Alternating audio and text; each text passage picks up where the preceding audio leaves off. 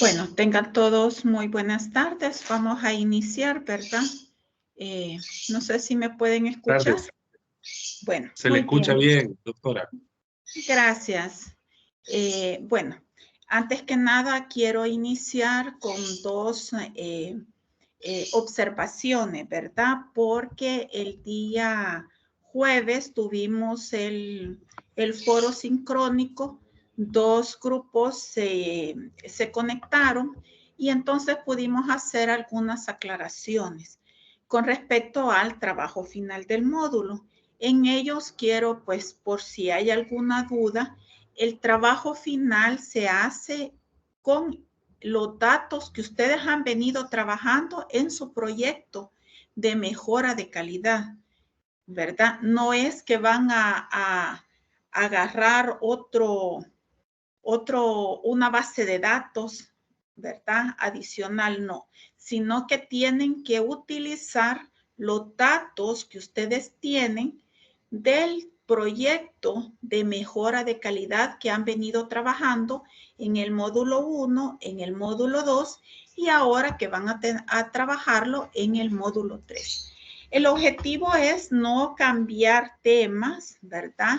Ni proyectos de mejora, sino que con lo que ustedes ya han venido trabajando, lo que acá vamos aprendiendo, así lo van incorporando.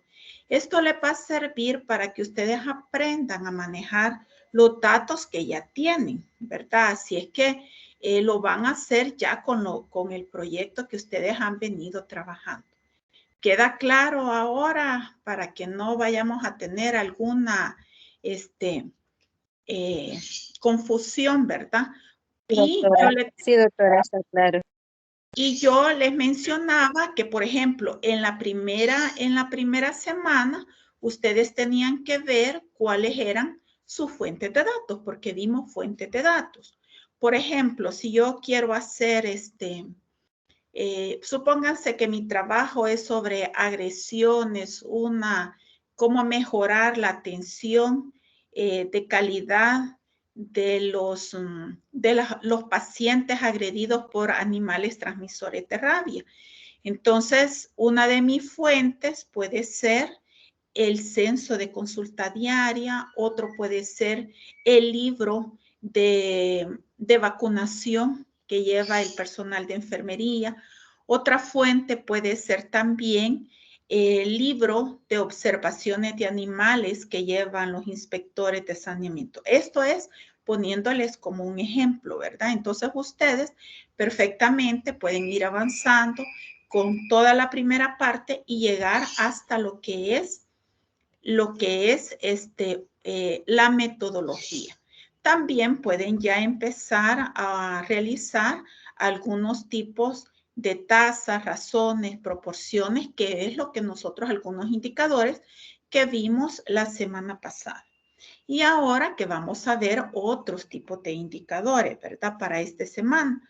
Recuérdense que yo les dije, no todo lo que veamos ustedes lo van a poder aplicar, pero sí ustedes tienen que saber identificar qué es lo que pueden utilizar y qué no pueden utilizar. Acuérdense que se les dio los diferentes tipos de variables, ¿verdad? Y qué pueden utilizar de acuerdo a las variables que ustedes van a realizar. Por ejemplo, la edad es una variable cuantitativa. Entonces, ustedes ya la van colocando, ¿verdad? Una cosa es diferente, lo que ustedes, digamos, no lo pueden calcular porque no se adapta a lo que ustedes están según su estudio, entonces perfectamente, no se preocupen. Ahora, yo les explicaba a los dos grupos que estuvieron, ¿verdad? Que uno se da cuenta qué es lo que pueden calcular, qué es lo que no pueden calcular. Les digo esto porque hay grupos que me dicen, no, es que esto no lo puedo calcular y entonces no puedo, y entonces no calculan nada.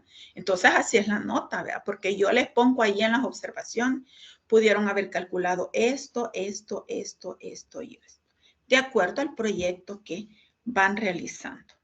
Entonces, agradezco pues a los dos grupos, ¿verdad? Que se conectaron el día jueves porque fue muy enriquecedora.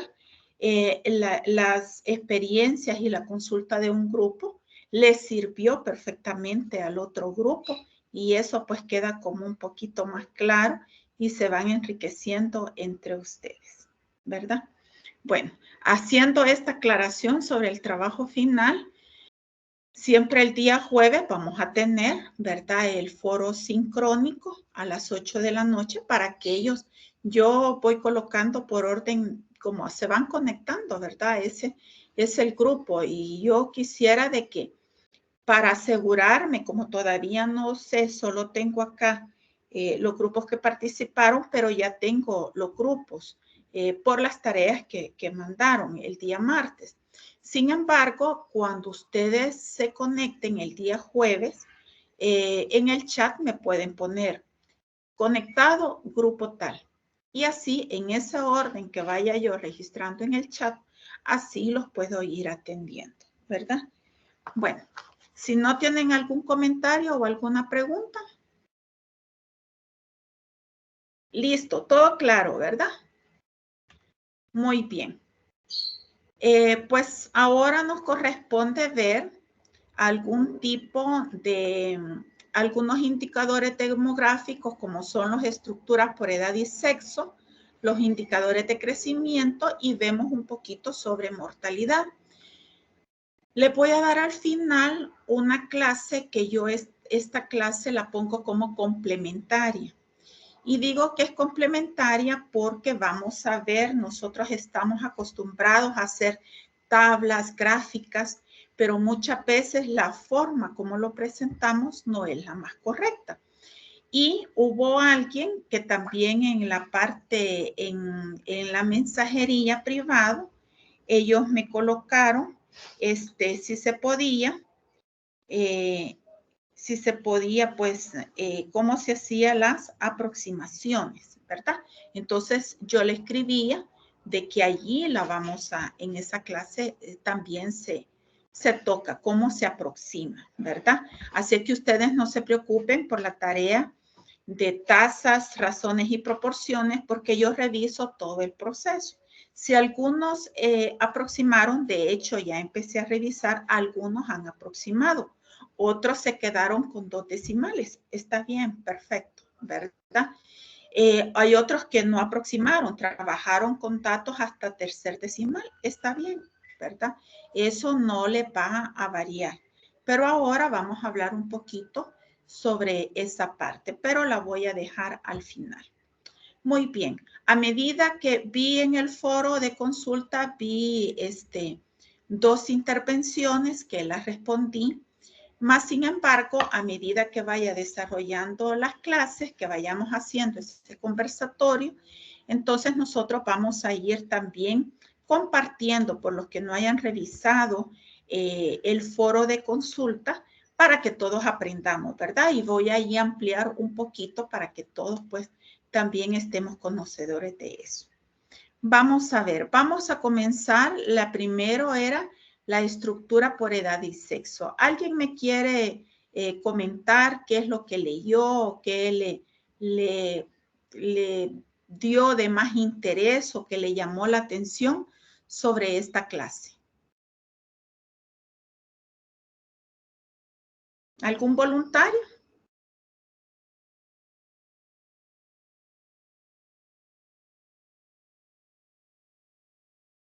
¿O no la leyeron? ¿Mm? Creo que algunos sí los han de haber leído, ¿verdad? Otros a lo mejor no. Sí, Carlos Enrique. Con respecto a lo de la tarea y que habla precisamente de los indicadores por estructura de edad y sexo, llama la atención que según la tabla que pone en la guía, hay que sacar un porcentaje para la población urbana y hay que sacar otro porcentaje para la población rural. Eso en cuanto a la tasa de masculinidad. Ese es un criterio muy importante que hay que tomar en consideración precisamente porque el mismo concepto menciona que está relacionado con una unidad geográfica o administrativa. Entonces, eso me llamó a mí la atención, porque en caso de no considerarlo, pues nos puede dar valores que no son tal vez los correctos. Lo otro que me llamó la atención fue lo que usted menciona, que a la hora de hablar de personas hay que hacer aproximaciones, ¿verdad? Para que no quede cortado y en el análisis poder decir tantos hombres por cada 100 mujeres para poder analizar el dato, porque no podemos decir 88.5 hombres, sino que 88 hombres por cada 100 mujeres. Lo otro que me llamó la atención, ya para finalizar mi participación, y le agradezco que me lo haya contestado, es que yo consultaba dentro del foro sobre el índice de vejez y que este es muy importante, el índice de vejez, y que al menos personalmente tenía la inquietud si el índice de vejez podría ser considerado como un indicador de calidad. Y ahí me contestaba usted, doctora, que para ser un indicador de calidad como tal necesita de la suma de otros componentes. Y le agradezco ahí por su respuesta. Muy bien, gracias Carlos Enrique. Sí, ¿verdad? Yo sé, ese fue excelente todas las consultas que me han hecho en el foro. Yo se los agradezco porque así es, ¿verdad? Que vayamos despertando y vayamos consultando. Después voy a responder y voy a ampliar lo que acaba de mencionar Carlos Enrique. ¿Sí, Nelson? Sí, buenas tardes. Sí, de esta presentación, lo que me llamó la atención al leerla es que lo ideal primero es que tuviéramos indicadores actualizados de nuestro país, ¿verdad? Para conocer, que fuera de mucha utilidad. Hoy con esto de la derogación de la unidad sí, digamos, como autónoma, creo que funcionaba la Dirección General de Estadísticas y Censos, que ayudaban no solo indicadores también demográficos, así como económicos, canasta base, porque servía mucho de base cuando estudiábamos, y era lo más actualizado que nosotros contábamos. Y fuera como lo ideal, ahora lo ha retomado el Banco Central de Reserva, ojalá que se dinamice porque es de mucha importancia. Y aunado a eso, lo que sí también me llama la atención que los ejercicios de otros países siempre va a una tendencia a estos indicadores de ir de mejorando, ¿no? La calidad o digamos la proyección de vida de la población, vea que también como análisis llama la atención, que me imagino que es la misma tendencia ahora con este tema de problemas de la pandemia del COVID. Sería bueno tener como actualizado también ese indicador muy, digamos, a la fecha para conocer, vea cómo eso nos va a impactar en el corto y mediano plazo, ¿verdad? Gracias, doctora. Así es. Muchas gracias, Nelson. Voy a compartir con ustedes la clase, ¿verdad? Para que así vayamos viendo,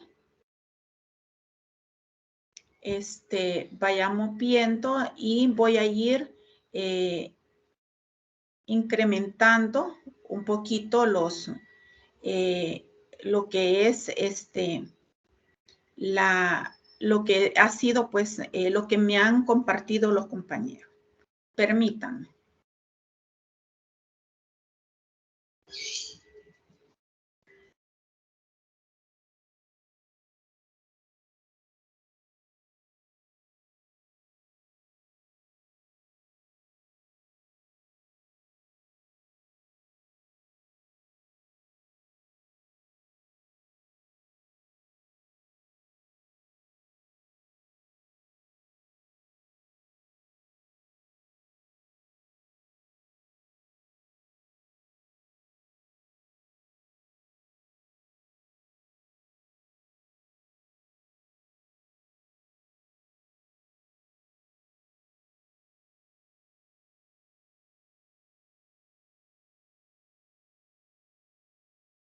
¿Pueden ver la presentación?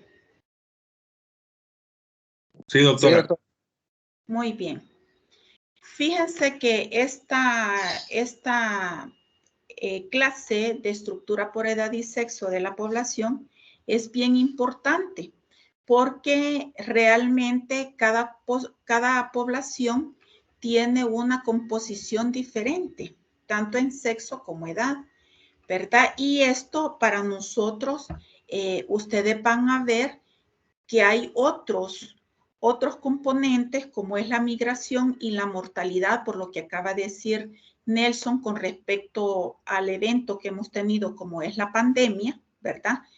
Entonces, nosotros ahí podemos ir observando que vamos a tener, no todas las poblaciones van a tener esa misma estructura. Y en una población, ¿por qué nos interesa? Porque en la población precisamente vamos a coexistir una serie de generaciones. En este momento, la población de El Salvador para el año 2024 está subdividida en diferentes subpoblaciones, porque estamos compartiendo una misma área geográfica, diferentes generaciones. Podemos tener generaciones desde 1920, del 1930, hasta llegar a la generación del año 2024, porque ya va otra generación que ya inició, ¿verdad?, en estos primeros años. Entonces, esas diversas subpoblaciones son los que nos van a conformar la estructura. Y de ahí es donde salen los indicadores de estructura de la población. Quizás vamos a ir viendo rápidamente la tasa de masculinidad, que la tasa de masculinidad, esto internacionalmente, así se saca. Y todo lo que vemos aquí es desde el punto de vista demográfico. Y por eso es como se tiene, ¿verdad? Que siempre hay más hombres, nacen más hombres, más niños que niñas. Entonces, por eso nosotros sacamos en demografía la tasa de masculinidad, pero igual sería que si sacara la tasa de feminidad, ¿verdad? Pero en demografía se utiliza tasa de masculinidad. Si ustedes se fijan, en el numerador vamos a tener lo que es el número de hombres y en el denominador el número de hombres más el número de mujeres y que lo vamos a multiplicar por K, que generalmente puede ser de 100. Y aquí poníamos algunos ejemplos y acá lo que decía los compañeros de que muchas veces es muy difícil, ¿verdad? Para nosotros, desde el punto de vista de salud, nosotros muchas veces podemos colocar el 49.2%, pero cuando nosotros decimos 49.2 varones, yo no puedo decir 49 varones y un dedito, ¿verdad? Entonces, por eso es que nosotros lo dejamos a 49. Por eso es importante lo que vamos a ver, lo que es la aproximación o no. Muchas veces en demografía, si ustedes ven diferentes estudios o literatura, en demografía ellos pueden colocar 49 o 49.2. En estadística, si es de un decimal, si es arriba de 5, se puede aproximar de 5 o mayor de 5, se puede aproximar al siguiente número, ¿verdad? Doctora, sí. Disculpe, no sé si está corriendo la diapositiva porque no pasa de la primera. De acuerdo, sí, porque la estoy corriendo. Quiero ver. Ahora sí, ¿Y ahora? Ahora sí, doctora. Pero antes solo perfecto. estaba en la primera. A la orden. Perfecto. Ustedes me dicen, si quizás me había congelado, pero sí, yo ya iba en esta diapositiva. Entonces, cuando sea así, por favor, gracias por interrumpirme y corregir. Entonces, en este caso, nosotros podemos colocar, ¿verdad? 49 perfectamente.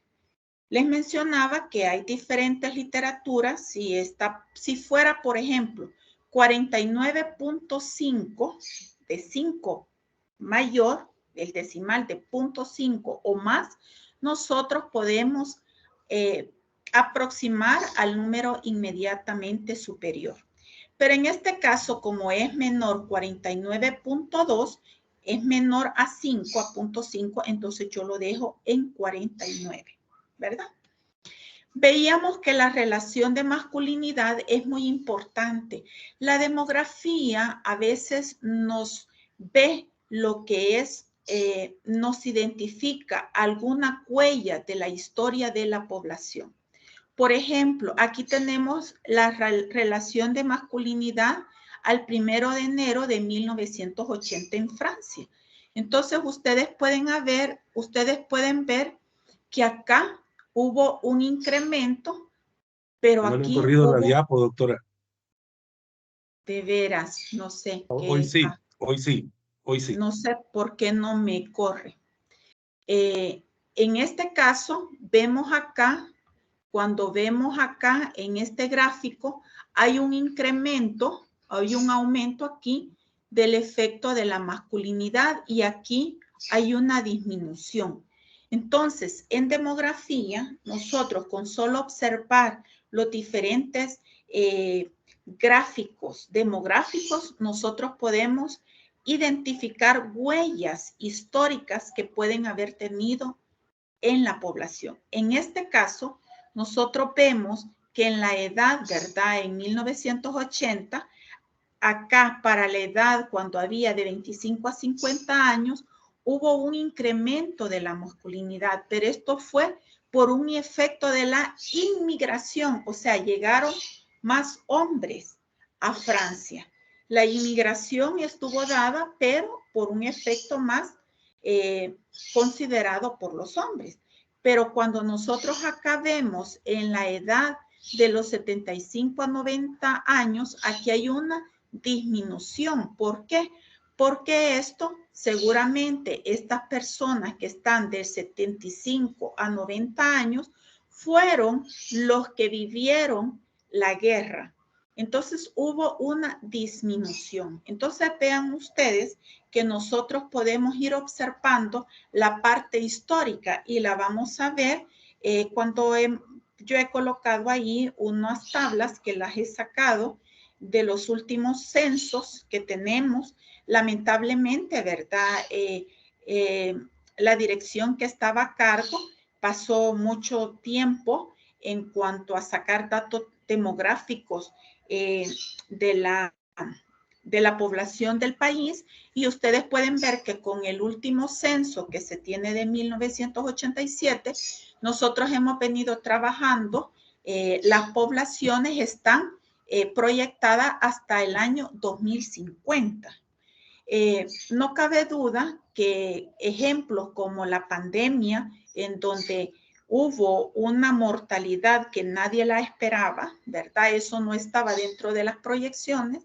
Obviamente, ya la nueva institución que está a cargo y pronto se está ya preparando una encuesta en salud.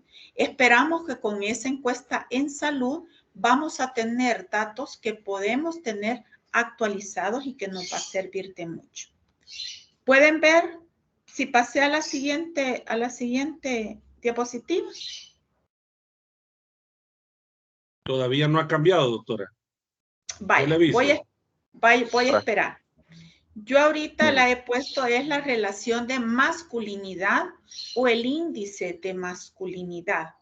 Y acá se hace, no ha pasado, pero hoy estoy sí, acá. Hoy sí, ahorita. ¿Y sale pantalla completa o no completa? Sale en pantalla no completa, pero la se logra leer. Vaya, la voy a dejar así porque estoy teniendo, no sé por qué se me congela la pantalla, pero también pues ustedes ya tienen, ¿verdad? Estas clases. Aquí yo solo no voy a ir explicando mucho, sino que simplemente voy a ir haciendo, como haciendo énfasis y para poder ir respondiendo las preguntas y algunos otros datos que son muy importantes que ustedes los tengan en consideración y que de acuerdo a la institución donde ustedes trabajan, puede servir, ¿verdad? Estos indicadores son útiles precisamente para poder atender algunas necesidades también de la población. Veamos entonces que la relación de masculinidad es el coeficiente entre el número de varones y el número de mujeres. Y acá nosotros vamos a decir tantos varones por tantas mujeres. Si ustedes se fijan, esta es la razón que calculamos la semana pasada. Y internacionalmente, según los demógrafos, ¿verdad? Se asume que nacen 105 varones por cada 100 mujeres. Algo otros consideran 106. Sin embargo, cuando veamos la mortalidad, vamos a ver que en la mortalidad, si bien es cierto, nacen más varones, pero la mortalidad no es igual entre el sexo, sino que hay una diferencia, que lo vamos a ver más adelante. Entonces, este es el índice de masculinidad, hombres, ¿verdad? Entre mujeres, con la diferencia, pues que acá nosotros la vamos a multiplicar por K, que generalmente es 100. Y acá les ponía algún tipo de ejemplo por la literatura que yo consulto, ¿verdad? He escogido lo que es la población de Perú. Pero aquí les colocaba yo la población según sexo e índice de masculinidad, y aquí hace la comparación de los censos de 1971, del 92 y del año 2007, que es el último censo que nosotros tuvimos. Entonces vean ustedes que en el índice de masculinidad, en los años 71 era de 98.4, en el 92, 94.4 y en el censo del año 2007 es de 89.7. ¿Por qué creen ustedes que ha disminuido el índice de masculinidad en el país según los últimos censos que nosotros tenemos registrados?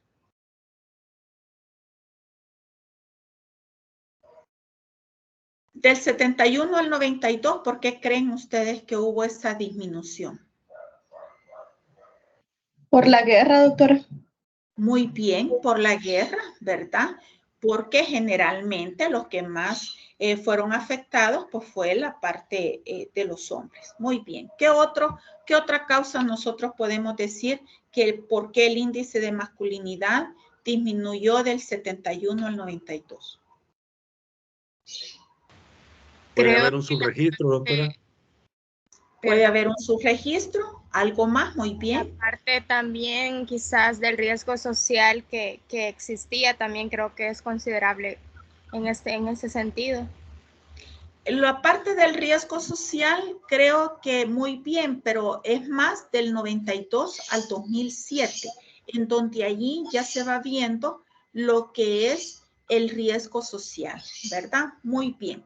Pero fíjense que también puede haber por un subregistro, probablemente, ¿verdad? Y también otro de los fenómenos que se da para nuestro país es por la migración. Sobre todo en los años 90 había más migración de hombres, cosa que ahora pues ya no es así, porque ahora migran tanto hombres como mujeres, ¿verdad? Que lo vamos a ver en otra clase. Pero vean ustedes que acá, cuando es el índice de masculinidad, nosotros podemos ir viendo, colocando los decimales. Ojo, repito, esto es en demografía, ¿verdad? En demografía yo puedo dejar tal como a mí como me da el índice, y no necesariamente yo voy a aproximar. Ahora vamos a ver la edad promedio, que la edad promedio es más que todo, ¿verdad? Es una medida de ¿qué dijimos? Lo vimos la semana pasada. El promedio, ¿qué era? Eran medidas de tendencia central, ¿verdad? Para variables cuantitativas. Entonces, los promedios, aquí están. Les puse esto porque en la clase que yo di en la primera semana, el promedio de la edad, yo puedo sumar el promedio de las edades y dividirla entre el número de individuos. Pero eso es cuando yo voy contando uno por uno. Pero acá, cuando yo tengo la edad promedio, voy a calcular, y lo que tengo son grupos de edad, entonces yo tengo que sacar la edad central. ¿Y cómo saco la edad central? La edad central o punto medio, que en alguna literatura van a utilizar para edad, va a ser sumar el límite inferior del grupo de edad más el límite superior más 1 dividido entre 2. Entonces, si ustedes me sacan 15 más 19, ¿cuánto es? Vamos a ver. ¿Qué me dicen? 15 más 19, ¿cuánto es? 34. 34, muy bien. Más 1, 35. Entre 2, entonces de allí me sale que es 17.5. Entonces, la edad promedio en este caso, mujeres, ¿verdad? Porque estoy sacando mujeres en edad fértil. Entonces, debo de sacar la edad central o la edad media y la saco de esa manera. Luego, voy a multiplicar esta edad central por la población de mujeres y me da un producto. Al sumar este producto, ¿verdad? Yo lo voy a dividir entre el total y así yo voy a obtener la edad promedio. En este caso que me sale de 29.2 años. Muy importante cuando nosotros estamos obteniendo valores o grupos de edad en donde nosotros tenemos alguna población en particular, como son las mujeres en edad fértil, pero también pueden ser los adolescentes. Ahora vamos a ver la relación de dependencia por edad. Esta relación de dependencia por edad es muy importante. Por ejemplo, ¿a quién de las instituciones creen que les interesa mucho la relación de dependencia por edad?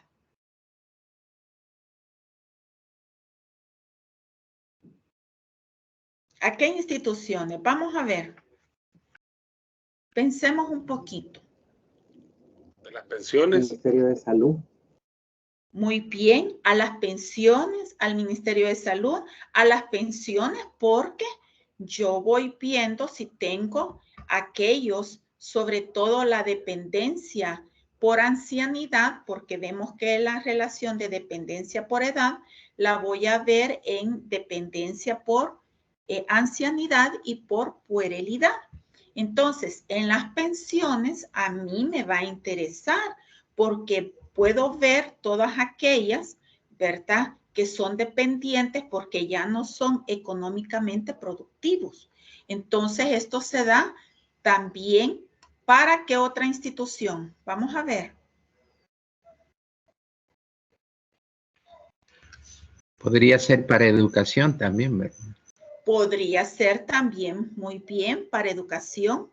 ¿Para quién más? ¿Para qué otra institución? Para el Ministerio de Trabajo. Para el Ministerio de Trabajo, muy bien, porque va a ir viendo cuál es la edad económicamente productiva, ¿verdad? Y un país que tenga una población con poca edad económicamente productiva, o sea, es un país que entonces, cómo va a prosperar, ¿verdad? ¿Quién va a activar esa economía? A otro que le puede interesar mucho es al instituto, al Seguro Social, al Instituto Salvadoreño del Seguro Social, porque ellos van a subsistir ¿de quién? De la población económicamente productiva, porque es la que le está aportando, ¿verdad? Porque los mayores de 65 años, de 65 años o más, las que ya están jubilados, ya ellos ya no le van a aportar, al igual que los menores de 14 años, ¿verdad? De 15 años, esos no le van a aportar. Y vean ustedes cómo el Seguro Social antes tenía a los niños, era poco lo que era la cartera de servicio, pero ahora la ha ido incrementando, ¿verdad? Entonces a ellos también les sirve todo esto. ¿A quién más les interesa también esta relación de dependencia por edad? Y es a las aseguradoras, ¿verdad? A todas las aseguradoras también ellos van vigilando estos indicadores, porque definitivamente, de acuerdo a la edad, así es la prima que van a dar para asegurar, ¿verdad? Entonces, todos estos indicadores son muy buenos. Entonces, la relación de dependencia la vamos a tener, la vamos a nosotros a calcular sumando la población menor de 15 años más la población de 65 años a más, entre la población de 15 a 64 años, que es la considerada que es la económicamente productiva. Algunos me pueden decir, sí, pero alguien de 15 años no debe de trabajar, por lo que nos mencionó el colega ahí, el Ministerio de Trabajo. Sí, pero hay en algunas ocasiones que ya de 15 años, con algún permiso, dependiendo de la condición, ¿verdad? Antes el mismo Ministerio de Trabajo otorgaba un permiso. Y esta tos, ¿verdad? Fíjense bien, nosotros la sacamos, en este caso pueden estar urbano y rural, o la podemos sacar también de la población total, ¿verdad? Esto nos va a servir para luego sacar la relación por edad, que puede ser por ancianidad y por puerilidad. Esta tos es como son la sumatoria, nos va a dar la relación de dependencia por edad, la general. Entonces acá vamos a comenzar por la de ancianidad. En la relación de ancianidad vamos a tomar la población de 65 años y más y la vamos a dividir entre la población económicamente productiva. Y acá la tenemos, ¿verdad? Y nos va a salir que es de 8. Esta es la de ancianidad. O sea que hay 8 personas de 65 y más años de edad por cada 100 personas que están en edad económicamente productiva o con edad de trabajar. Mientras que la de puerilidad, acá lo que vamos a cambiar va a ser la población, ¿verdad? Que es menor de 15 años entre la edad económicamente productiva. Entonces van a ver ustedes que en esa eran de 63, ¿verdad?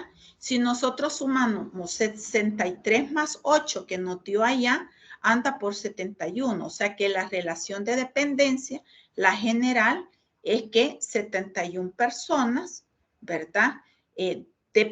Son dependientes por cada 100 personas en edad a trabajar.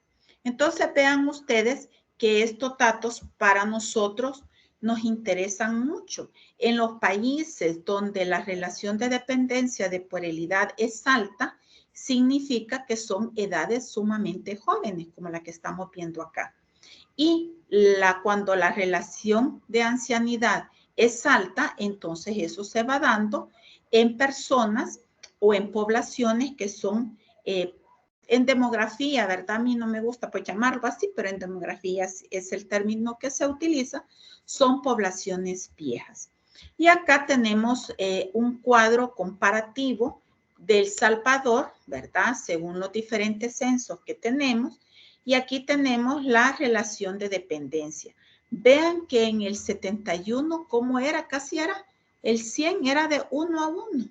Uno era dependiente y el otro trabajaba, ¿verdad? Ya en el 92 disminuyó a 77.6 y en el 2007 de 68.6. Entonces vamos viendo de que esto a nosotros nos sirve, ¿verdad? Porque realmente podemos ver que vean ustedes las relaciones, los menores de 15 años era del 46.4 y de 15 a 64 era del 50%, redondeando. Y de 65 años a más era de un 3. Entonces, por eso es que casi que no salía. Vean ustedes, 46 más 3, casi era el otro 50%. Por eso es que yo les decía de casi, miren, del 99.6 casi, que era un dependiente por uno que se trabajaba, ¿verdad? Y vean cómo ha ido disminuyendo. Y ahora veamos el índice de vejez, que el índice de vejez, mucho cuidado, porque allá veníamos trabajando con la población de 65 años a más, pero en el índice de vejez es de 60 y más, ¿verdad? Entonces hay que tener cuidado. Y Carlos Enrique, él me hacía en el foro, si el índice me hacía la consulta, si el índice de vejez era indicativo de la calidad de vida. Y yo les respondía, y para los que todavía sí no han revisado, es que la calidad de vida es más compleja. Cuando nosotros vemos calidad de vida, nosotros tenemos que observar que nosotros tenemos que ver otras condiciones. Si nosotros vemos, han oído ustedes hablar de años de vida ajustados por calidad de vida, los famosos AVAC. Entonces, cuando nosotros vemos los años ajustados por la calidad, ahí nosotros estamos viendo, es completamente diferente. Cuando nosotros vemos calidad de vida o calidad en salud, por ejemplo, un año de calidad en salud vale menos que años en calidad con mala salud, ¿verdad? Es decir, que nosotros podemos tener, si alguien con mala salud va a vivir 15 años más, a lo mejor con buena calidad de vida va a vivir menos, pero su calidad es mejor. Por eso es que en los años ajustados por calidad se menciona de que un año de calidad va a equivaler a más de un año de vida con mala salud. Y ahí se viene un poco complejo porque, por ejemplo, les ponía que cuando hay que hablar de calidad en la vejez, nosotros debemos de haber salud visual, ver cómo nuestro adulto mayor sea capaz de tener una buena calidad de vida. No solo que vaya en cantidad, ¿verdad? Porque si una persona llega a 90 años, pero no puede ver, entonces él no se puede desplazar por sí mismo, no puede escuchar y entonces va a depender de otra persona o no puede caminar en su locomoción, ¿verdad? Tiene limitantes en su locomoción, entonces esa persona es sumamente dependiente. Y ahí es donde viene también en donde surgen otros programas que de hecho acá en las encuestas que hizo el Instituto Nacional de Salud, el INS, en las últimas encuestas ya va incorporando parte de lo que es la discapacidad visual, auditiva y de locomoción, principalmente caderas y rodillas, ¿verdad? En otros países eso es algo que nosotros no lo podemos evitar, pero si hay, por ejemplo, programas de intervención oportuna de cataratas, nuestros adultos mayores van a poder ver mejor. O auditivos, que haya un programa de darles algún aparato auditivo o de prótesis de rodilla o prótesis de cadera. Ustedes se han fijado otra parte para que estas personas tengan calidad de vida es su incorporación a la sociedad. ¿Qué roles juegan estos adultos mayores en la sociedad? ¿Han visto ustedes que en los súperes contratan a los adultos que estén embolsando muchas veces o que estén ayudando. Hay estudios que los adultos mayores incluso son más responsables que la población adulta joven. ¿Por qué? Porque ellos tratan de no faltar, son muy responsables en su trabajo, porque como saben que no cualquiera le va a dar trabajo, entonces ellos son muy responsables, ¿verdad? En cambio, un adulto joven puede decir, si mucho me están, no, lo que hago, me voy y busco en otro lugar, porque tiene mayores oportunidades. Entonces, socialmente y económicamente, debemos de ver esas oportunidades. Por eso es que yo les respondí a Carlos Enrique que es muy difícil porque la calidad, evaluar la calidad de vida en la vejez, nosotros tenemos que ver otros indicadores, ¿verdad? Que son muy complejos, no son difíciles, pero que sí son complejos de calcular, pero no es con respecto a los que nosotros estamos viendo, el índice de vejez, que simplemente lo estamos viendo como un dato bastante, si se puede decir, crudo, ¿verdad? Así general de cómo está el índice de vejez, ¿verdad? Entonces, creo que quedamos bien con esa clase, ¿verdad? ¿Sí, Paula? Buenas tardes, doctora. Yo quería preguntarle, no me ha quedado muy claro lo que es la fórmula del índice de vejez. Entonces, porque en la tarea hay que hacer uno de esos, vea. Entonces, en la diapo está la fórmula, pero dice de 60 y más. Pero en el cuadro vamos a sumar, por ejemplo, porque aparece 60, 64, de 65. Entonces, ¿qué les voy a decir? Por eso yo les hacía la aclaración, que tengan mucho cuidado, porque en todos los índices es de 65 a más, y en el índice de vejez es de 60 a más. Entonces, ustedes tienen que calcular la población de 60 a más. Ok. Entonces vamos a sumar desde 60 hasta la última población, vea. Correcto. Así como ustedes para sacar los otros indicadores, yo no les he puesto 65, ¿verdad? Y hay otros, pero ustedes la tienen que ir sacando, ¿verdad? Ok, muchísimas gracias. Muy bien. Bueno, si no hay más consulta, entonces vamos a ver, teníamos lo que son los indicadores de crecimiento.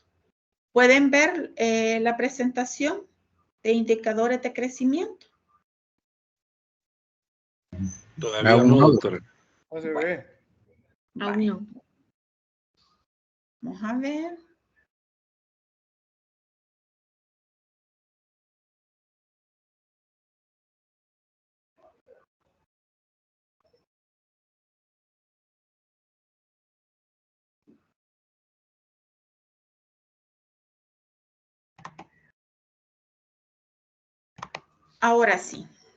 Ahora sí la pueden ver, ¿verdad? Pues sí. Muy bien. Entonces, como siempre, solo porque no voy a dar la clase, solo voy a hacer algunas, la voy a ir pasando rapidito, pero vamos a ver lo que es la natalidad, ¿verdad? Y acá los factores de crecimiento, los indicadores de crecimiento vamos a hacer para lo que es natalidad y fecundidad. Y esta es una simulación, esta gráfica es una simulación del crecimiento de la población. Entonces van a ver que en la población nosotros vamos a tener entradas, pero también vamos a tener salidas. En las entradas tenemos los nacimientos y los inmigrantes. La parte de los inmigrantes lo vamos a ver después en otra clase, ¿verdad?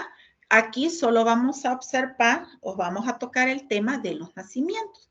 Al igual que las salidas, nosotros podemos tener los emigrantes y también podemos tener lo que es la parte de la mortalidad. En la mortalidad la vamos a empezar a ver esta semana y vamos a continuar la próxima semana. Entonces vamos a que antes de pasar nosotros tenemos que poner ciertos conceptos. Que la natalidad es simplemente la cantidad de nacimientos que se dan o que ocurren en toda la población. Mientras que la fecundidad va a ser la capacidad efectiva de un hombre o de una pareja de producir un nacimiento, pero acá ya se da en una población, que es en las mujeres en edad fértil. Entonces vamos a tener que es el concepto de edad fértil en una mujer y es el periodo en el cual una mujer está ya apta, ¿verdad? O que está propensa a quedar embarazada.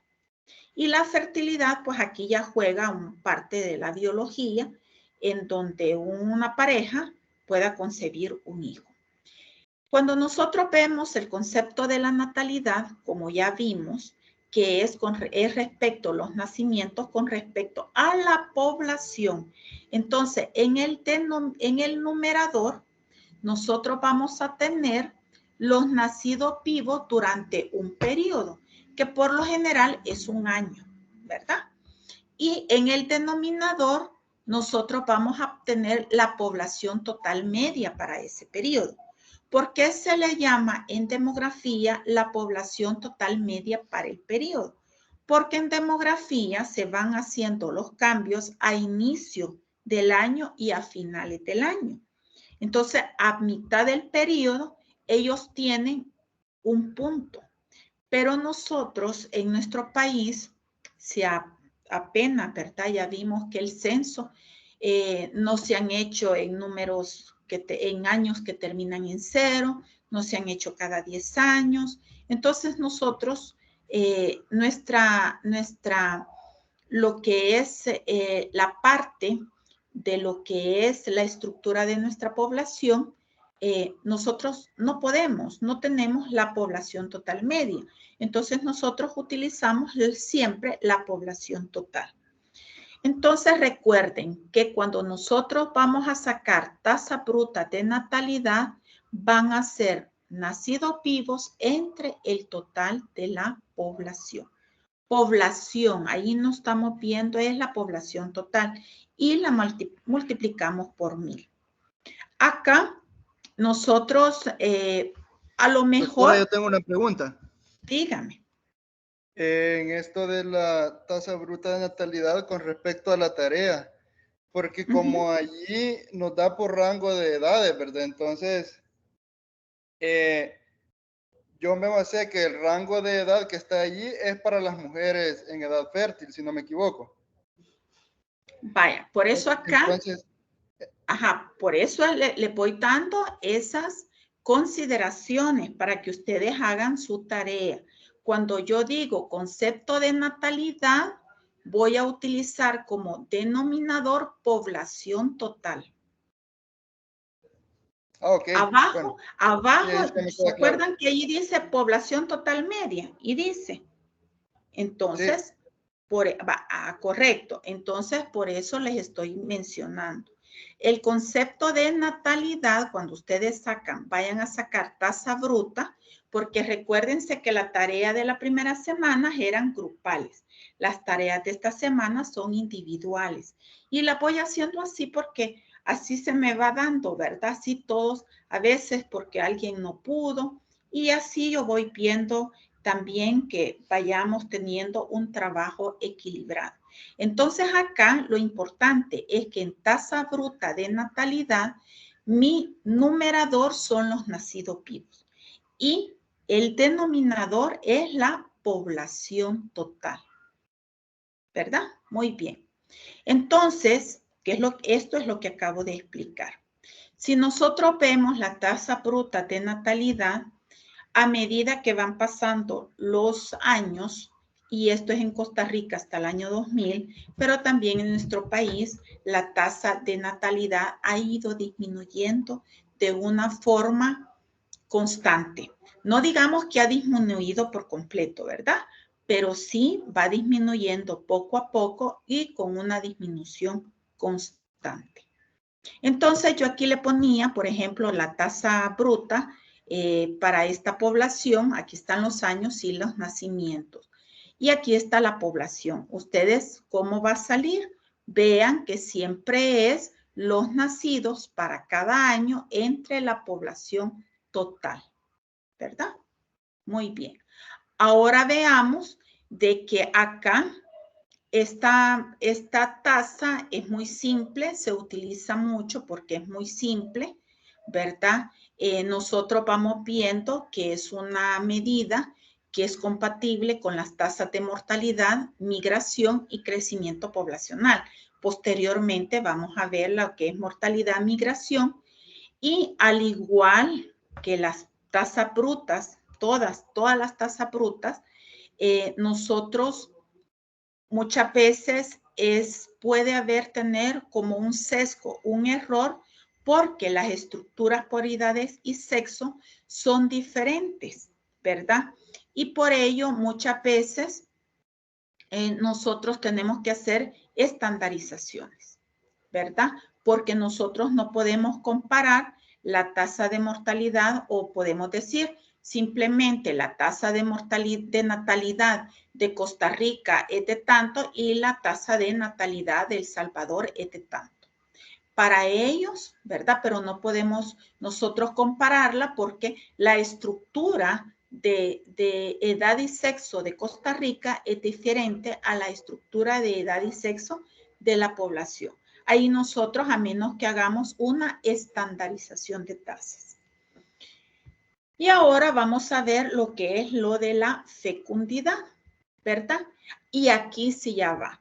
La tasa de fecundidad general, nosotros vamos a colocar en el numerador los nacidos vivos, ¿verdad? De esas madres que han sucedido en un año, por lo general es un año, pero en el denominador nosotros vamos a colocar la población femenina en edad fértil, que nosotros la calculamos que es de 15 a 49 años. Algunos me podrían decir, pero doctora, ya otros grupos me los han preguntado, pero si ahora, ¿por qué hasta 15 años? Si tenemos niñas que de 10 años y salen embarazadas, de 11, incluso hasta de 9 se han visto en algunas oportunidades.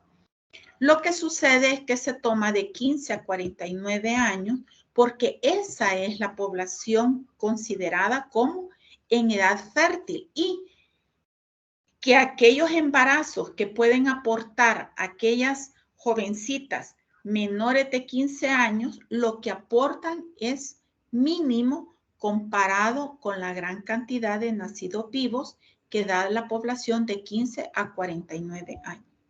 Igual si ustedes me pueden decir, sí, pero hay algunas mujeres de 50, 51, hasta 52 años y que han tenido hijos, sí, pero la cantidad de nacidos vivos que aportan esas mujeres en esa edad es bastante mínimo y no nos va a afectar porque el mayor pool, lo que nos da el mayor número van a ser entre los 15 y los 49 años. ¿Quedamos claros en eso? Y acá, por ejemplo, doctora, se puede hacer, digamos, una comparación digamos, si habrán riesgos durante el embarazo, de acuerdo al índice que se tenga de la fecundidad. Por ponerle un ejemplo, mujeres de 15 a 19 años y mujeres de 45 a 49, o sea, dependiendo cuánto sea la relación de la tasa de fecundidad, se puede hacer como una comparación. Sí, porque usted lo está haciendo, pero ahí usted está comparando grupos de edad entre una misma población. Sí, que puede ser, por ejemplo, su población en edad fértil es de 15 a 49, pero usted puede sacar, por ejemplo, cuál fue la tasa de 15 a 19, de 20 a 29, ¿verdad? O de 20 a 24, digamos, de 25 a 29, de 30 a 35 y así. Usted lo puede ir sacando por grupos dentro de edad fértil, pero de esos grupos de edad, pero su numerador, es decir, los nacidos vivos, va a utilizar también los niños nacidos en ese grupo de edad. Si usted saca de 15 a 19, usted va a poner los nacidos vivos de las de las madres de 15 a 19 años entre la población entre 15 a 19 años. ¿Me han comprendido eso? Sí, se ha comprendido. Vale, muy bien. Entonces acá nosotros tenemos la tasa de fecundidad general, que acá se hace, ¿verdad? De 15 a 49 años. Y acá tenemos la tasa de fecundidad general. Ustedes pueden ver que siempre acá nosotros tenemos que ir viendo lo que aquí les acabo de mencionar, que el cociente va a ser siempre entre los nacimientos de las madres de una determinada edad, entre las mujeres de esa misma edad. Cuando nosotros acá, como ya no es general, acá nosotros a eso se llaman tasas específicas de fecundidad. ¿Qué es, por ejemplo, acá? Si yo ya saco, aquí tengo de 15 a 49 años, yo puedo sacar la tasa general, es decir, el total de nacidos vivos en un periodo, en un año, entre el total de mujeres en edad fértil. Esa va a ser la tasa de fecundidad general, pero yo puedo sacar tasas de fecundidad por edad, que esas ya son tasas específicas, que eso también viene en la tarea, ¿verdad? Entonces yo voy a sacar las edades, por ejemplo, si yo aquí quiero sacar la tasa de fecundidad de 25 a 29, ¿cómo la voy a sacar? Voy a sacar los nacimientos que hubieron en las mujeres de 15 a 29 años entre la población, que es acá, la población de mujeres entre 25 y 29 años. O sea, esas son las tasas de fecundidad específicas por edad. No se vayan a confundir, por favor, cuando decimos específicas, estamos dando determinadas edades. Cuando decimos general, tasa bruta, tasa general, utilizamos población total, ¿verdad? Bueno, ¿han comprendido eso hasta ahí? Y finalmente vamos a ver el de mortalidad. En el de mortalidad, que no me voy a detener mucho, ¿verdad? Porque acá está con el de mortalidad y voy a iniciar acá. Los cambios, ¿verdad? Para nosotros, adelantos en la medicina y las condiciones de higiene, disminuyó lo que disminuyó la mortalidad. Sin embargo, eso nos llevó a una explosión demográfica. ¿Por qué? Porque hubieron vacunas, hubieron mejoras en cuanto a medicamentos, los antibióticos. Entonces, las mejores condiciones de, por ejemplo, agua potable, la eliminación adecuada de las excretas, lo de las basuras, todo eso ayudó muchísimo a que disminuyera la mortalidad. Pero la mortalidad no se da de una forma igual entre países, entre regiones, incluso en nuestro mismo país, en la región oriental con la región occidental, podemos nosotros tener algunas diferencias, ¿verdad? Entonces, nosotros podemos tener que no solo debemos de analizar la mortalidad general, sino que también por grupos particulares y principales causas, porque allí nosotros vamos a ir viendo quienes se nos mueren más por edades, así como por el sexo, ¿verdad? Los tipos básicos de mortalidad está la endógena y la exógena. La endógena, bueno, eso se refiere a alteraciones genéticas y deformaciones, causas propias del envejecimiento. Y esto algo que nosotros, pues, difícilmente nosotros vamos a evitar. Y las alteraciones genéticas y deformaciones las vamos a ver que afectan en los primeros años de vida, y las causas relacionadas con el envejecimiento, bueno, se tiene que a partir de los 10 años. Yo a veces les pregunto, ¿a los cuántos años cree que envejecen? Y muchos me dicen, a partir de los 40, a partir de los 50. No, ¿verdad?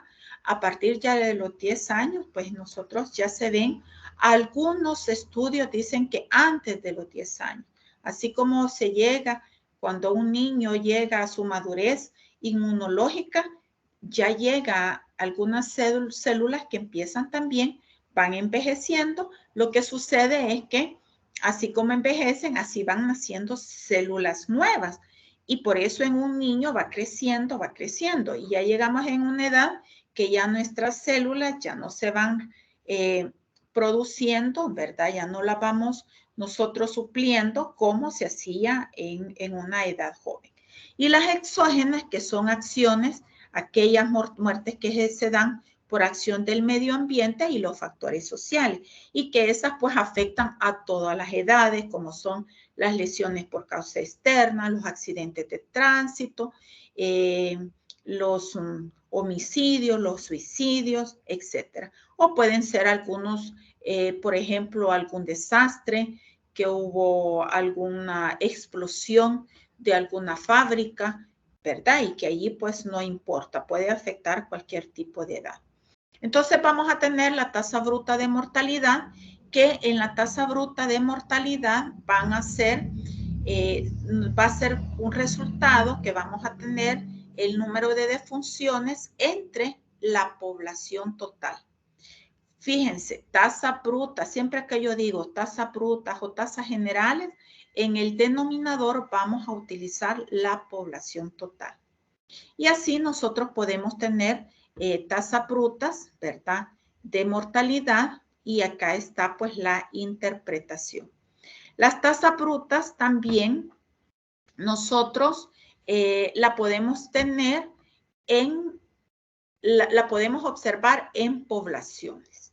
Por eso es que algunas en las unidades de salud, como tienen un área geográfica y tienen una población, entonces ellos pueden sacar sus tasas, ¿verdad?, en una población X, donde son, donde ellos prestan los servicios. Sin embargo, al igual que yo les mencionaba, la tasa bruta de mortalidad también no la podemos comparar, porque en dos poblaciones diferentes, de dos países diferentes, la estructura puede ser muy diferente, ¿verdad? Entonces, nosotros podemos llegar a tener algunos sesgos. Hay estudios, por ejemplo, que se hizo un estudio en Suiza con un país centroamericano y salía que la tasa de mortalidad general era más en Suiza que en ese país centroamericano. Lo que sucedió cuando se empieza ya a analizar es que la población suiza tiene una población de edad avanzada, y por lo tanto el riesgo de muerte, toda la mortalidad que ahí se da es en las edades adultas, mientras que en el país centroamericano se da, tiene más población joven. Entonces, claro, el riesgo es mucho menor, ¿verdad? Si nosotros lo podemos ver entre comillas. Entonces, para eso nosotros tenemos que hacer estandarización de tasas, ¿verdad? Y pues allí sí, cuando nosotros ya hacemos estandarización de tasas, allí sí nosotros ya podemos comparar, porque allí quitamos ese sesgo de lo que es ese sesgo que puede haber de estructura por edad y sexo.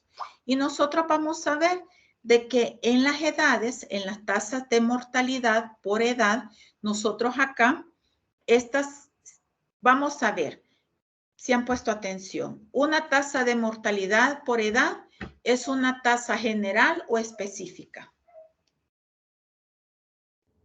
Sería específica. Muy bien, ya específica, porque nosotros cuando ya la vamos diciendo por edad, vamos viendo las muertes para esa edad específica entre la población para esa determinada edad, ¿verdad? Entonces ya son tasas de mortalidad específicas. Muy bien. Y acá pues teníamos algunos ejemplos, ¿verdad? Y lo que acá se quiere mencionar y en este gráfico es que la tasa de mortalidad por edad siempre se da en los primeros años de vida y luego disminuye notablemente. Ahí por los 5 años se mantiene, para luego después de los 20 comienza a tener un ascenso nuevamente, y tenemos una alta tasa de mortalidad en ambos extremos, ¿verdad? De la vida. También podemos ver la tasa de mortalidad por causa. Acá nosotros ya vamos viendo también, esto es importante porque nos va viendo para un futuro cuáles son esas causas que se están viendo. Cuando las poblaciones son jóvenes, las causas, los niños fallecen más por la mortalidad, está dado más por enfermedades infecciosas, por enfermedades parasitarias. Pero en cuanto son en poblaciones ya adultas o poblaciones viejas, cambian, porque allí son las enfermedades, las no transmisibles, las degenerativas, ¿verdad? Las broncopulmonares, que son las de mayor importancia. Entonces, a nosotros como administradores, como gerentes de los servicios de salud, nos interesa saber eso. ¿Cuáles son aquellos recursos? ¿Cuáles aquellos insumos que yo voy a pedir? No que muchas veces, no sé, ¿verdad? Pero muchas veces se pide, ¿y cuánto pido de antihipertensivo? ¿Cuánto gastamos la vez pasada? 500, 100. Ah, pues entonces ahora pongamos 500, 100 y aumentémosle un 10% por cualquier cosa. No, esas son, nosotros tenemos que ir a ver un administrador, ¿verdad? De un servicio de salud. Yo tengo que ir viendo cuál es la población. Con base a esos indicadores, yo voy a gestionar mi personal, yo voy a gestionar todo lo que son mis recursos, mis insumos, etc. Y acá yo puedo ir viendo el total de defunciones, ¿verdad? Aquí está la tasa de mortalidad por causa, ahí por causas todas, ¿verdad? Entre el total, si es una general. Pero nosotros vamos a ir viendo, aquí habían algunas por causas que yo les ponía en el ejercicio anterior, algunos grupos se confundieron, estaban las causas de defunciones, les ponía la proporción de defunciones por neumonía. Entonces era el número total de neumonía entre el total de todas las defunciones. Pero algunos me lo hicieron entre el total de la población. Esas eran tasas. Y yo lo que quería era proporción, ¿verdad? Entonces ahí un grupo, pues por allí, tuvo ahí pues se equivocó. También nosotros podemos ver lo que es la tasa de letalidad. La tasa de letalidad es muy importante para saber cuántos se nos mueren de las personas que están enfermas. Por ejemplo, en la tasa de mortalidad general, yo ahí veo cuántos se murieron entre la población total. Pero en la tasa de letalidad yo veo cuántos se me murieron de una enfermedad específica, ¿verdad? Por ejemplo, la tasa de letalidad de COVID. ¿Cuántos se me murieron de COVID? Ese va a ser mi numerador y mi denominador va a ser todas las personas que se enfermaron por COVID. Entonces, esa va a ser mi tasa de letalidad. Hay que tener en cuenta, por ejemplo, algunas consideraciones. No es la misma la tasa de letalidad del Hospital El Salvador a la tasa de letalidad, por ejemplo, del Hospital Bloom. No es lo mismo. O la tasa de letalidad del Hospital Tizacamil. Porque en el Hospital El Salvador inicialmente solo había personas con COVID. Entonces la letalidad que ahí va a tener va a ser sumamente alta, pero no es porque algo ahí no servía, el que va ahí todo se muere. No, lo que pasa es que en el Hospital El Salvador ahí llegaban los casos como más complicados, ¿verdad? Entonces por eso es que la tasa de letalidad era mayor con respecto a otros hospitales. Esos análisis son los que nosotros tenemos que ir viendo. Y luego, pues teníamos la tasa de mortalidad infantil, que no me voy a detener, porque eso es la tasa en menores de 1 año. Y sí teníamos la tasa de mortalidad neonatal y la postneonatal, que lo que nosotros vamos cambiando ahí es simplemente las poblaciones, ¿verdad? Vamos viendo las tasas de mortalidad en neonatos y la población en neonatos y los nacidos vivos. Y nosotros aquí vamos viendo, ¿verdad? Cuando nosotros vamos sacando, si nosotros sacamos la tasa de mortalidad infantil, lo que vamos a utilizar son aquellas muertes menores de 1 año entre los nacimientos. Las neonatales van a ser aquellos que fallecieron en menos de los 28 días entre los nacimientos, y los postnatales aquellos que murieron después de los 28 días. ¿Verdad? Aquí pues yo creo que no hay mayor confusión. Sí, con la mortalidad materna, la mortalidad es una razón, ¿verdad? Porque nosotros hacemos las causas de muerte materna entre el número de nacidos vivos. Vean ustedes que esta es una razón porque el numerador es completamente diferente al denominador. En demografías la podemos utilizar por 100,000, pero nosotros también la podemos hacer, y es lo común, que se utiliza por 1,000 nacidos vivos, ¿verdad? Que eso es lo que comúnmente, internacionalmente, también nosotros lo podemos utilizar. ¿Tienen alguna consulta hasta acá? Creo que estas pues eran muy, y nosotros estamos acostumbrados a sacar ese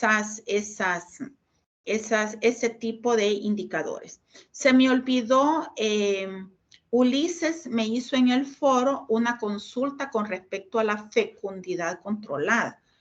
En demografía, desde el punto de vista demográfico, una fecundidad controlada se da cuando una pareja decide disminuir su fecundidad. Es decir, no, yo solo voy a tener un hijo, ¿verdad? La mujer dice, no, solo voy a tener un hijo. Yo solo voy a tener 2, ¿verdad? Y eso se logra a través de lo que es la información y la educación en salud reproductiva.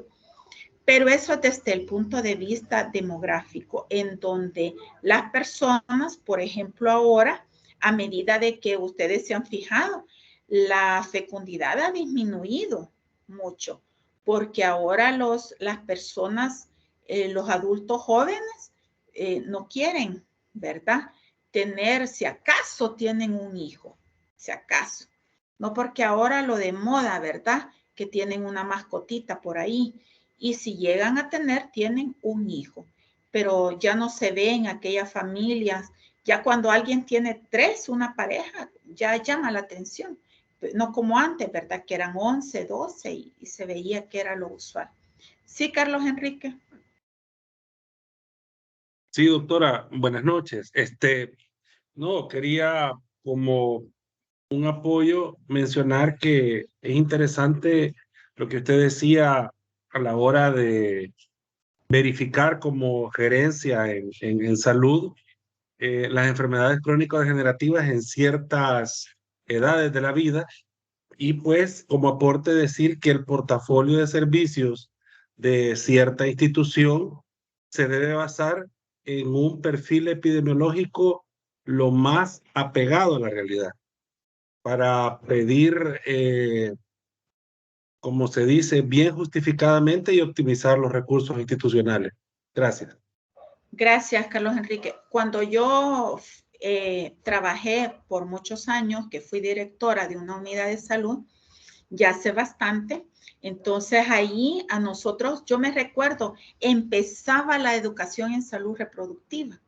Entonces nos mandaban una gran cantidad de anticonceptivos orales, pero a las mujeres no les gustaba utilizar los anticonceptivos orales, porque en aquella época la parte del machismo, que se hacían gordas, que engordaban, que si el hombre no, entonces las mujeres preferían el inyectable, porque así se les ponía la inyección y el esposo no se daba cuenta que estaba planificando, ¿verdad?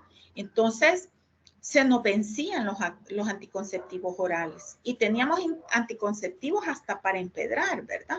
Pero porque no había un estudio, nosotros teníamos que haber visto cuáles eran los indicadores, cuántos eran las cantidades en mujeres fértiles para nosotros poder así que se nos abasteciera. Entonces, eso es bueno porque no lo debemos de saber y ustedes van a ver en su materia de economía de la salud que, bueno, los recursos son el concepto básico de economía de la salud, que los insumos, los recursos son limitados, pero las necesidades son muchas. Entonces, nosotros debemos de aprender a priorizar. ¿Y cómo vamos a priorizar?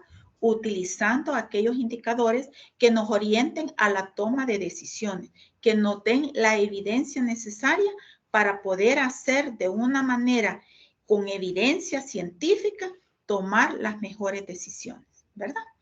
Bueno, y finalmente les voy a compartir esta clase de que esta yo la tomo, la doy como una clase complementaria porque la considero que es muy útil y ustedes me van a, todos hemos estado acostumbrados. ¿La pueden ver? No. Todavía no. Muy bien. Ahora sí. Ahora sí, ¿verdad? Hoy sí. Bueno, entonces rapidito voy a, porque ustedes van a tener en sus trabajos y no tengo la menor duda que ustedes han hecho tablas gráficas en un sinfín. Pero ¿cómo las han hecho? No sé, ¿verdad? Pero yo en el trabajo, si me presentan tablas y gráficas, las quiero de esta manera.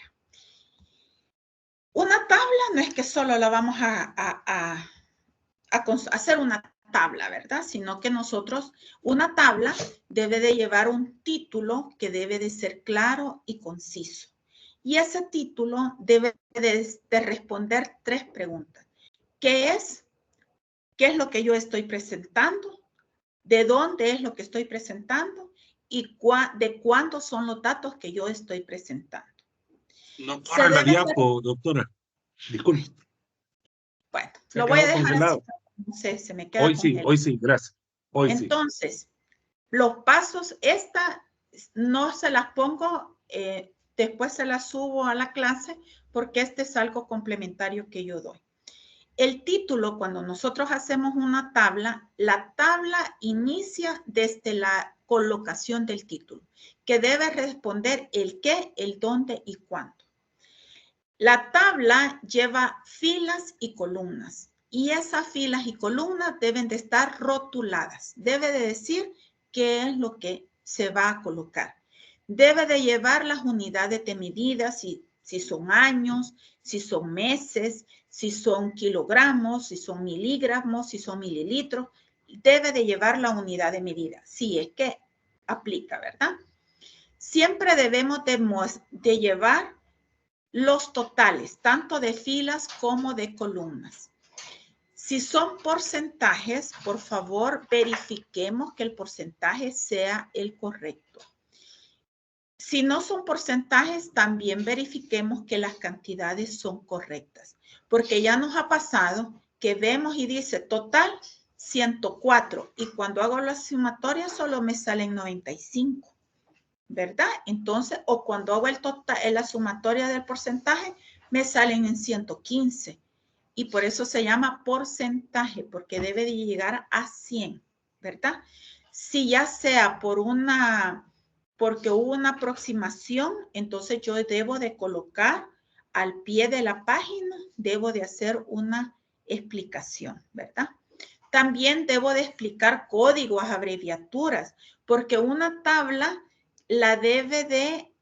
nosotros la debemos de hacer para que la entienda y la comprenda cualquier persona, porque si yo hago una tabla es para otros, no es para mí. Entonces yo debo de explicar si yo pongo un código, si yo pongo abreviaturas o algún símbolo. Debo de anotar cualquier exclusión, por ejemplo, si es por semana epidemiológica, pero si yo estoy comparando el 23 y el 24, pero yo lo hago hasta la semana 10, yo debo colocar un asterisco que es hasta la semana epidemiológica número 10, ¿verdad? Anotar las fuentes de datos al pie de la tabla si no son originales. Si son míos, así como ustedes, que ustedes hacen su trabajo, no le van a poner la fuente porque los datos son de ustedes. Pero si ustedes van a sacar datos de otro y la van a utilizar, entonces ustedes le van a colocar la fuente. Van a crear categorías cuando sea necesario, ¿verdad? En edades.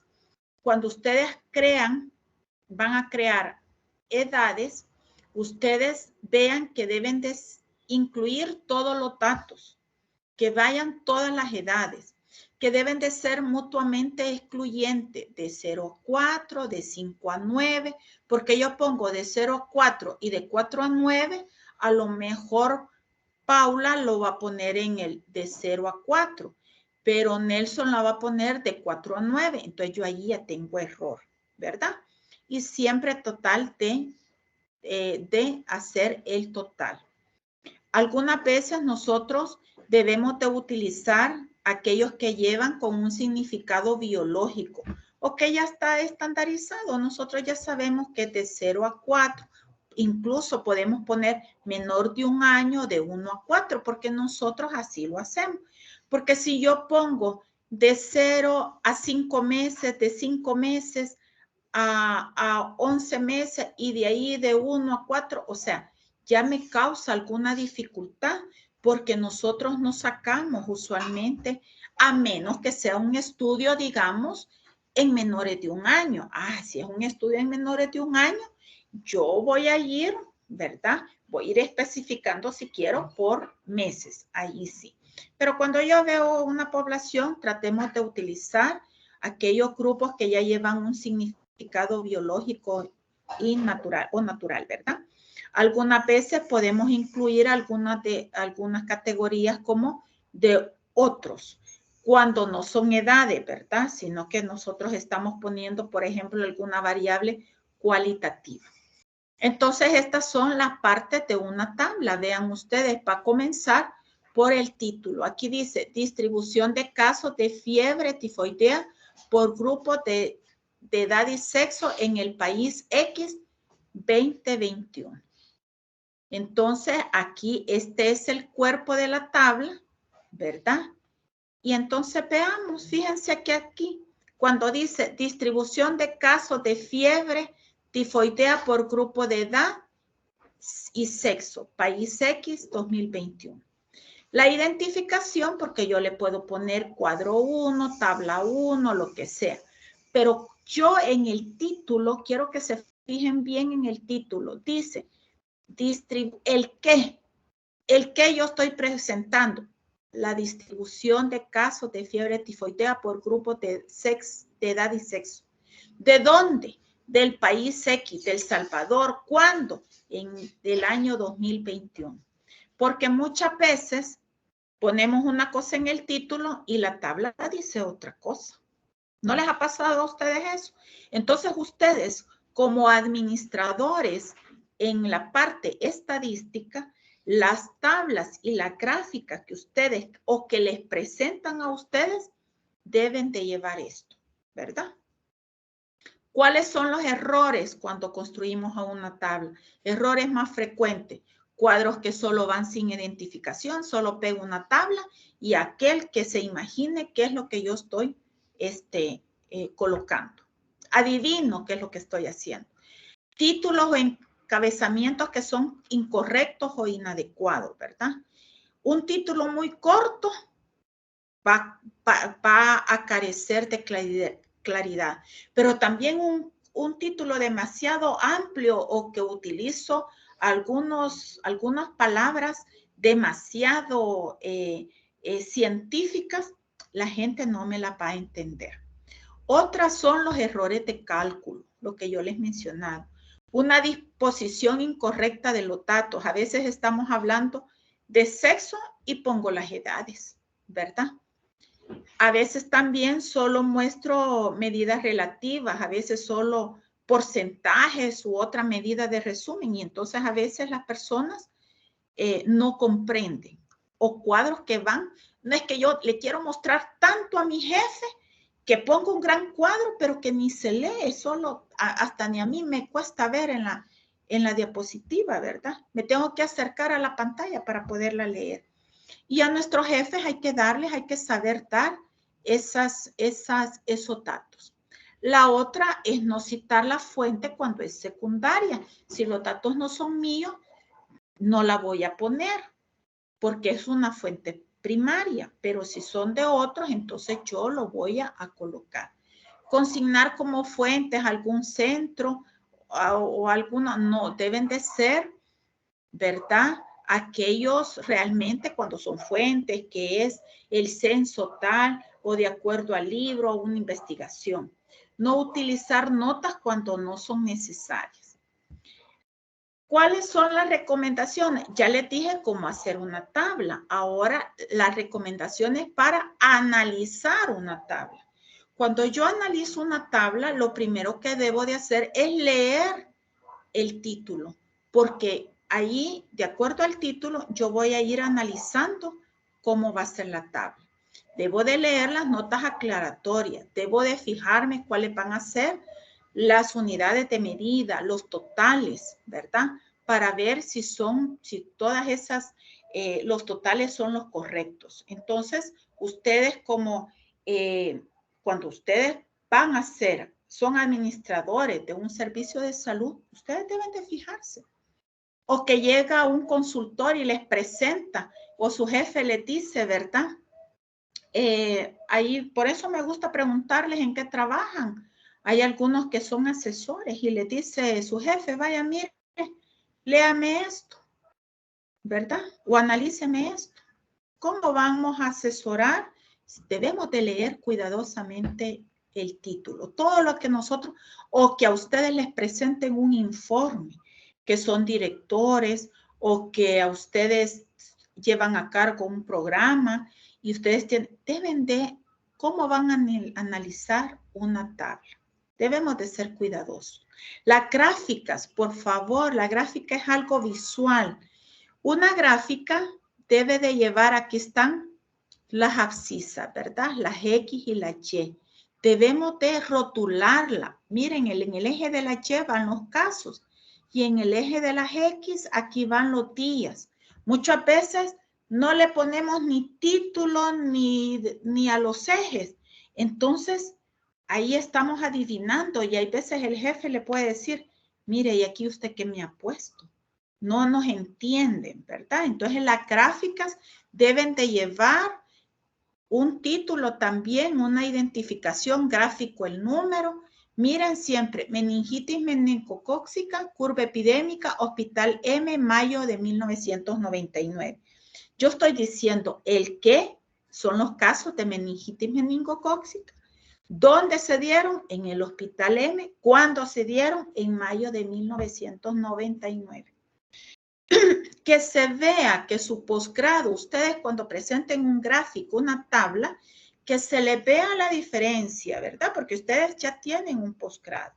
Que a veces nosotros tenemos buena información, pero si nosotros no la sabemos representar, si nosotros no la sabemos, como dicen, vender, de nada nos sirvió. En los aspectos del gráfico también debemos de ver cómo los ejes, cómo las vamos a ir esas escalas, porque si nosotros hacemos una escala muy vertical, se va a ver muy exagerada, o horizontal también demasiado. Debemos de hacer una escala proporcionada para que sea agradable, ¿verdad? A la vista. Por ejemplo, acá, nosotros fíjense que acá están los tratamientos, dice en esta tabla, y que es de un grupo, y aquí lo que quieren es ver, aplicar, dar a conocer los diferentes tratamientos de cáncer de hígado, que puede ser trasplante, cirugía, quimioembolización y otras técnicas. Entonces, aquí tiene la frecuencia, aquí tiene el porcentaje. Tiene el porcentaje válido y el porcentaje acumulado. Vean ustedes, el porcentaje válido es idéntico al porcentaje. No me le está dando ninguna información. Entonces yo elimino este. El porcentaje acumulado, dependiendo de los tipos, en algunas oportunidades, me puede ser útil, ¿verdad? Pero yo lo puedo hacer también en un gráfico de pastel. ¿Qué es lo que yo debo de evitar? Hacer gráficos en tercera dimensión, porque eso me distrae. O yo le voy a presentar, imagínense, a un titular y le pongo movimiento, ¿verdad? ¿Han visto algunas veces que vale así, que sale y que sale como rodando? Psh, pum, pum, pum. Vean. No, eso dejémoslo para pregrado. Ya en posgrado nosotros debemos no de colocar gráficos en tercera dimensión con movimientos. Algunas veces podemos hacer que aparezcan algunos, ¿verdad? Porque a medida que nosotros vayamos explicando, pero no evitemos colocar algunos movimientos muy bruscos o también que hayan sonidos. Ahora está muy de moda los mapas, porque los mapas ustedes con solo ver es algo gráfico que le puede, con solo observar, usted le puede dar mucha información. Por ejemplo, en este mapa de puntos, ¿verdad? En donde están allí, donde se están dando los casos de histoplasmosis por lugar de residencia en Austin, Minnesota, octubre-noviembre de 1984. Están los casos, pero fíjense que acá tengo donde hay un aviario, donde está una alberca, un camino, porque a lo mejor se está relacionando con aguas contaminadas, donde está el aviario, ¿verdad? Entonces me puedo ir dando el daño con el riesgo. Este es lo que yo les mencionaba en la clase anterior, que esto es, por ejemplo, las defunciones por cólera y fuentes de agua, que esta es pues muy famosa, esta gráfica, en donde se vieron que en esta fuente con solo mapear se fueron identificando dónde estaban las fuentes más contaminadas, ¿verdad? Y ahora está muy de moda pues los mapas que pueden hacer con colores con un simple degradé. Entonces, esta es la forma como ustedes pueden presentar su dato de una forma bonita. Vean quién no ha hecho, yo les aseguro que después de esta clase que hemos recibido, cualquier tabla que llegue a sus manitas, lo primero que van a ver es el título. Y van a decir, quiero ver el qué, quiero ver el cuándo y quiero ver el dónde. Y van a decir, a esto le hace falta, ¿verdad? Ay, le llegó una tabla, no están totalizadas las columnas, no están totalizadas, la voy a sumar y se van a llevar grandes sorpresas, ¿verdad? Entonces es una forma cuando nosotros, lo que les mencionaba acá, cuando nosotros hacemos aproximaciones, las podemos hacer si el decimal es de 0.5 o mayor. Hay algunos que es menor, ya no se aproxima. En epidemiología, y le voy a hacer esta aclaración, porque nosotros como estamos en salud, utilizamos mucho fuentes epidemiológicas. Y hay algunas fuentes epidemiológicas, por ejemplo, que si tiene 67.5, ¿a cuánto la aproximo? A 68, ¿verdad? Sí. Pero si yo tengo 68.5, ¿a cuánto la aproximo? Epidemiológicamente.